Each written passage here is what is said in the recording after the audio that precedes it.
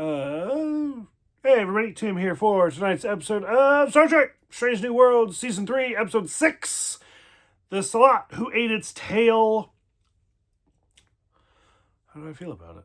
I wouldn't say I liked it, but I didn't hate it. It was kind of par. It was an average episode for me. Parts of it I thought were great, parts of it I was like, this is dumb. We'll start off with the title, The Sehlat Who Ate His Tail. I don't know, for some reason, probably because my brain is so fucked at this point. It's nothing but holes. It's like Swiss cheese. Certain weird things stick out to me. Now, I have seen like a lot of Star Trek a lot of years of my life. And the Sehlat is one of those weird ones that stick out. A Sehlat was first talked about in the original series by Amanda, and then we actually see Spock's pet Sehlat in the animated series. And then I know it's been talked about a handful of times since then, but the fact that like they really punched that home for this one, I don't know, that stood out to me. That's in the plus category. I really liked it. The opening scene I really enjoyed with Commander Kirk. That took an effort to say. Commander Kirk thinking his captain is allergic to risk and he wants to get boots on the ground, and then the planet fucking blows up. I was like, I laughed. I scared my dog. I was like, that's fucking funny. So I don't know, again, maybe because I am old as fuck, but as they were talking about this ship and before we ever saw the ship, I was like, is this the Doomsday Machine? Because, again, go watch for you youngins out there, go watch the original series. It's great, and it ties so much into Strange New Worlds. But I was like, is this going to be the fucking, what do you like? It's not the Fritos, but the chips. I was like, what is this? And then no, it ended up being something completely different. That's why I as soon as they were like, oh, it's a ship that eats the planet, I was like, oh, Galactus. And then I was like, oh, no, never mind. Some other weird thing with teeth. But I did like parts of it where it's like the scavenger myth that like every species has their own. It's a different ship. Or it's different names, but it's the same ship. Now, I would love to take credit for this because like I was like, oh, look at that, detective skills. I didn't. Somebody actually like sent me a message and was like, hey, you're coming up on this episode, watch out for this. And I was like, oh, okay. Anonymous.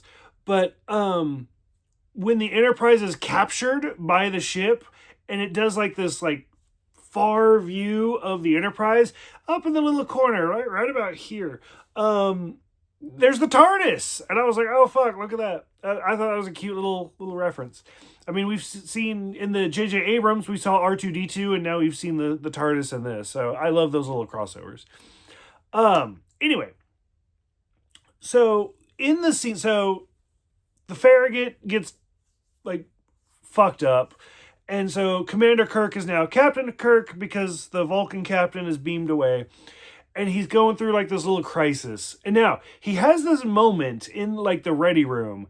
And I loved it. I thought it was such a good moment. And he's like, Scotty, I need you to like perform a miracle, which is another great TOS reference to Scotty being the miracle worker. And Scotty has the line where he calls him. So because it's a military, once the captain's gone, the commander's promoted temporarily. And so he's like, Captain Kirk, acting captain, sir. We'll just go with sir. It's like gender neutral. I loved it. Like every moment in that ready room, I was like, this is not, why do I like this? This is really good. And it took me a second because I'm poor, so I don't have like commercial free Paramount. So the commercial came up and I was like, fuck, there it is. It's Captain Kirk, it's Spock, it's Scotty, it's Uhura, and it's Nurse Chapel all together in the ready room. The only people we're missing are Sulu, Chekhov, and Bones. I was like, there you go. There's the crew, the original crew, by themselves in a ready room together. I got it. I'm there. Lots of alcohol, but I get there eventually. We get to learn a lot about Pila. Pila kind of steals this episode for me a little bit with her being almost 5,000 years old. Or she said you don't live to be 5,000, so maybe she's over 5,000. I don't know. I don't care. but when she walks into her quarters, I was like, I don't. You guys haven't really seen a lot of the man cave, but if you look at like other videos, I every couple years I kind of change the perspective. I felt that if I was a vampire or an Allurian or whatever the fuck Pila's species is called, yeah, hoarder status right there. But like all of her little lines, like I was a roadie for the dead, like it's a Grateful Dead. So I was like, I like that. And then just like her little quips. And then as she's pulling out the phones and the cat clock especially, I loved. I almost wish she'd pulled out that like the bass, if you guys remember that from the late 90s. But I was like, this is great. And then she's like, we gotta get the copper because they make landlines for the Enterprise. So stuff like that. I really, really enjoyed the landlines as somebody who was once attached to a wall because they didn't have mobile phones then. Or even remember rotary phones. God, thank God they didn't have rotary phones for this episode. That would have added a whole new layer. But I liked it. They talk about the dog that catches the car. I've heard other metaphors for that, but I liked it. I think a dog that catches it, to me, that actually thinks about, what is it, like the 10th Kingdom, which is one of my top 10 favorite movies. If you've never seen the 10th Kingdom, go watch the 10th Kingdom. But he's like, I'm like a car, I'm like the dog that finally catches the car. I wouldn't know what to do with it. Which is The Dark Knight also. With Heath Ledger says that same quote. But I don't know, it's kind of fun, it's interesting.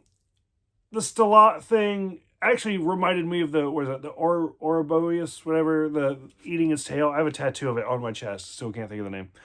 But it's like, there's better metaphors out there, I guess.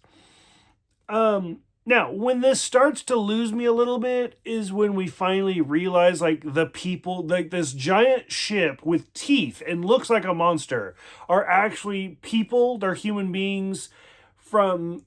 There's 7,000 life forms that are the descendants of this astronaut team from 200 years ago. And I was like, okay, so it's like a little bit before. It's like this takes place like the day before First Contact. Which again, we've seen stuff like that, like Space Seed. And to me, at first, I was like, after I got over, okay, it's not Doomsday. I was like, oh, fuck, is this like a Borg episode? And I was like, no, it's not going to be a Borg episode. I was like, is this like a V'ger thing, like Star Trek the Motion Picture? I was like, what the fuck is going on? Like, I overthought this entire episode because that's what I do. And then as they were going, I was like, oh no, it's just like this weird little human subspecies, and they just whatever kept evolving, I guess, whatever. So I don't know. I thought it started good, and then it tapered towards the end. So maybe it needed to be a two-parter. Maybe we actually needed to talk to some of these people. Because there is the human moment where the person goes, like, has a phaser on Pike, but doesn't shoot because Pike's mask is broken. And so they're like, oh, fuck, they're humans too. So I wanted a little bit more. It was a sampling, a tasting that could have been great. But I don't know. Oh, and as they're shooting them, when I was like, oh, it's the Borg, because La'an shoots somebody, and she's like, oh, they're absorbing the phaser fire, and all I could hear is Worf in First Contact. They've adapted, and I was like, like it's the Borg. I don't know. I'm so much Star Trek. I tend to overthink shit. So whatever. Curious what you guys are thinking. I'm slowly catching up, trying to get ready for this new season. Go ahead, let me know. Thank you guys for subscribing, especially liking. Try to comment. I like to comment back. Good conversations. I will see you guys next time for What is Starfleet?